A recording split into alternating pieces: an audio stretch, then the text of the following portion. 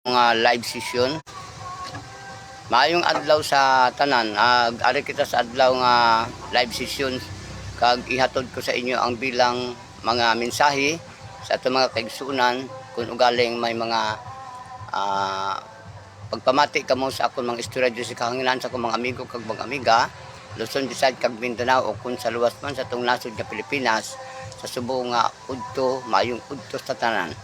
Kay kining atong istorya karon bahin kini sa mga panghitabo o mga haka-haka o bahin sa atong palibot o sa atong mga kapurukan kag barangay bahin nining atong mga gina-require sa atong gobyerno mga kaigsuonan no nga labi na sa atong ikaayong lawas gani sa wala pa ining akong diri nga istorya o kining akong live session sa mga udto. Usa lamang kini kapag panumdum ka natong tanan o usa lamang kini ka paghatag dira og kaninyo og mga ideya o kung inyo mang batunon og dawaton kining akong maayong mga pagtudlo diha kaninyo mga igsuon o kini sa wala lamang nga pagpilitay sa ato mga kaigsuonan. Kay kining akong istorya dili lamang kini kay mag-after kita sa gitawag nga dunay mga mag-like sa ato o dunay mga mag-share sang atong content. Dili ang tuyo naton diri agod magahuta hatod kaninyo sa mga balita bahin lamang sa mga kaayuhan kung inyo naman ugaling dawaton kining mga kaayuhan nga akong idulong diha kaninyo mga kaigsuonan. Kining akong usa pero sa wala pa ako sa kamong kahibal-on mga igsuon gihatag ko kaninyo ang usa ka tanom nga gitawag kini nga serpentina o kung sa ato pa diri sa Bisaya marabilos.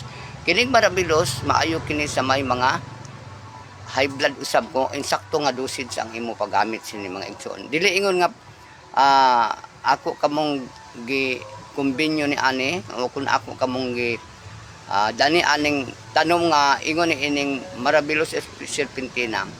Ako lamang kini na obserbaran sa akong mga bisita labi na diri sa akong mangayo sila og advice sa ako kung unsa may angay nga pagkahimuon. Kay kining ato mga kaigsuon na usay di nagilato mapilit. Gani gina-advise naton sila nga duol kamo diha sa malapit naton nga barangay health center og ingon mo usab sa atong malapit nga health center sa City Health para sa magpa-check up kita sa aton mga dugo kag sa aton mga lawas para sa ikaayong lawas. Di na ginato sila kining ato diri usa lamang kini ka pag atudlo sa mga kaigsuon o paghatod kanila sa ngalan nga usa ako ka misyonaryo ng PBM Incorporated. Isa ini sang akong trabaho og mission diri sa akong mga kaigsuonan aron makahatag usab ako sa mga ideya sa ila mga igsuon. Kining gitawag og serpentina ang ako sining gihimo mga igsuon bisan sa akong kaugalingon. Unsang kasuhon gani ako mukha lang kog tulo ka dahon og kini akong hugasan og ako kining pilipitihon og isulod ko sa buan ako og tubig ininit og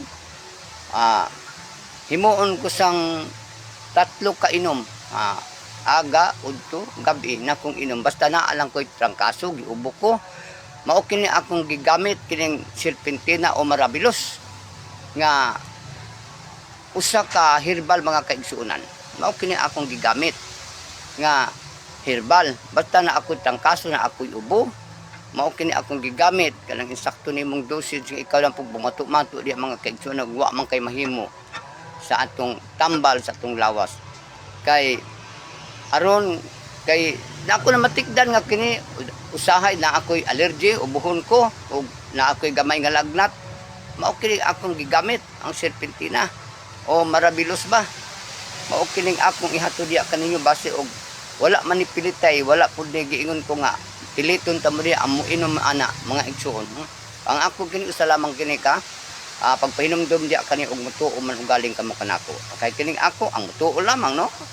Dili man ingon ni kay mag nakaibalon man gyud ta nga wa gyud ta di man gyud ta mapilit sa atong kinaaman pud tay mga kaalam nga ato bahin sa atong mga kaugalingon. Gani mga igsuon mao kining ato karon nga sistema sa atong istorya karon nga udto.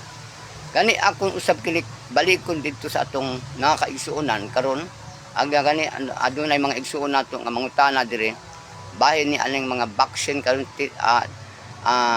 sa mga tipdas ingon man usab sa mga makaiha nga palanog kini sa atong mga barangay mga kaigsuonan usa kining ato mga igsuon karon nga makuyawan sila magtan-aw labi na ni nga naa may mga balita diha nga naay mga nangamatay mga kabataan gi pang-injeksyonan ilang magtan-aw po sila diha sa Facebook mga kaigsuonan. So gikaingon ko na diha sa atong Facebook, diha sa atong social media, na ay tanan diha nga labugay mga kaigsuonan.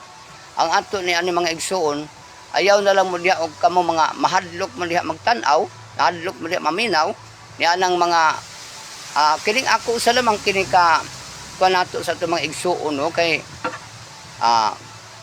magsige man pangutana sila bahin ni anang mga vaccine karon nga gipalakat kana og required sa atong mga barangay kay tungod nga nahadlok sila lagi magpabaksin. Ako di ko magpilit ninyo. Mga igsoon, nagtuo ba kita sa Dios? Nagsalig ba kita sa Dios? Ato pa may Diyos ang kalibutan. Dunay gamhanan ug dunay nagkupot sa atong kinabuhi. Walay ang kamatayon sa tao, walay may walay tapalan, walay ang tawag sini walay mga butang sa kalibutan nga ang tao mamatay, tao ang nagbuot kundi ang nagbuot Dios mga kaigsuonan ang nagbuot. Kay sugiran ta mo mga igsuon ang kung ari kita sa gitawag baksin mga kaigsuonan halin pa atong pagbaksin sa COVID o ako daghan mga istorya pero kompleto gyud ko sa baksin mga kaigsuonan karon kining abot na pud ang gi-require sa atong barangay sa maikaayong lawas sa atong mga DOH bahin sa mga kabataan nag-edad og pila ka bulan unya patgikan sa anong ka tuig bakaha na og wala ako malimot og gadto pa ubos nga nag-require kay kini ato kining nag-require sila nga baksinan tungod sa mga tipdas kag sa mga makaiha sang una pa man nga mga panahon nga ginahimo sang aton nga kapurukan og barangay ang pagpabaksin sa tipdas kag sa gitawag nga mga abang kubo karon sa atong mga kabataan mga kaigsuonan protection na mga igsuon protection ina siya ang gitawag nga para sa tipdas ug sa wala ko nag-ingon nga usa ako nga nagakomporme ha wala ako gaingon kay ako ya igo lang ko diri nag-istorya wala ako magsiling nga nagkomporme ako ni anang ilang mga pang-vaccine diha og ingon man ang mga gini-require sang aton barangay wala ako mag-ingon nga magkomporme ako kundi ang akon gitan-aw ang ikaayong lawas mga kaigsuonan kay sang una pa man ang gitawag nga baksin sa ato mga kabataan no ang akon diha og may Dios man ugaling tas kalibutan og nagtuo man kita niya og nagsalig man kita nga siya ang gamanan sa tanan siyang tagiat sa kinabuhi mga igsoon bisan asa man kita paingon kung kuhaan na kita kinabuhi ning kalibutan wala kitay mahimo mabata ka man matigulang og kuhaan tag kinabuhi sa Dios mapatay na tining kalibutan bisag asa lang tapaingon basta kuhaan na tag kinabuhi sa Dios hukman na kita sa kalibutan mamata man tag matiguang mga igsuon mao kana ang insaktong panindugan o pagtuo sa Dios kay kumparte naman sa mga baksin o pasibangdan nato ang kamatayo nato parte anang mga istorya karon nga na ay mga balita nga katong gibaksinan kuno sa COVID hangtod na lamang kuno sa 2030 mga matay na kuno kadtong gibaksinan o kanang mga igsuon nato nakuyawan na sila magtan-aw o mamati ang mga istorya mga igsuon ayaw mo kalimot nga dunay Dios ang kalibutan hinuon na ay mga abusado mga tao na ay mga taong mga dautan nga maghimo og mga dautan ganing ato kini mangandam ra gyud tani ining kalibutan Kung ipangandama nato atong kaugalingon naa kita sa hugot nato nga pagtuo sa Dios nga naay Dios ang kalibutan, naay nagahom sa atong kinabuhi, siya ang nagbuot sa atong kinabuhi. Dili kay ang baksin maoy magbuot sa atong kinabuhi, ha? Nga mamatay kita kay gibaksinan kita. Babata man kita nga tigulang, mga igsoon dili buot ipasabot nga tungod sa baksin namatay si Kwan, amo ni amo to, mga kaigsunan. Kining ato usa kini kapag pabakod sa aton pagtuo kag pagsalig panindugan nga may Dios ang kalibutan. Hindi kita matakot, huwag tayo matakot, mga kaigsunan. Ang importante nga giyahan kita, magampog kita, giyahan kita, tutuyan kita sa atong mga mahimo sa adlaw-adlaw nga tanan. Og hangyoon nato ang Ginoo, Dios nga makagagahom sa tanan, atong Ginoong Kristo nga palawigon ang atong kinabuhi. Dili kita maghadlok-hadlok ana og mahadlok man og galing ka sa mga balita, ayaw na lang paminaw diya sa mga radyo, ayaw na lang tan-aw diya sa mga social media, aron dili ka mahadlok, mga igsuon. Kay kining ato makita og ang ato mga mabatian sa social media, og ikaw mahuyang kang pagkatao, mahuyang ang imong pagtuo, wala kay pagsalig sa Dios, mahadlok ka. Pero kung naa kay pagsalig sa Dios, naa kay panindugan nga ikaw mabakod ng tao, matarong ka man ka, bisag matarong ka pa, kay ang kinabuhi ng kalibutan, ang kamatayon way gipili, matarong ka man, dautan ka man, ug hukman ka sa Dios, mamatay yug ka. Dili ingon nga, oy gibaksinan ti si Kwan, namatay to, o moabot ang 2030, mamatay na ang gibaksinan. Ayaw magtuwa na mga kaigsunan, oy kay kung naamay kay mamatay adlaw-adlaw na ay nagkalamatay nga gibaksinan, no? Mga igsoon, kanang nangamatay bitaw adlaw-adlaw nga gibaksinan di ay na sila. Wala man na sila baksine. Nya, mao kadang atong unaan mangayo tagkaalam sa Dios sa mga dili husto nga mga kaisipan. Ayaw ta maghupot og kahadlok kay base manervyos breakdown kita.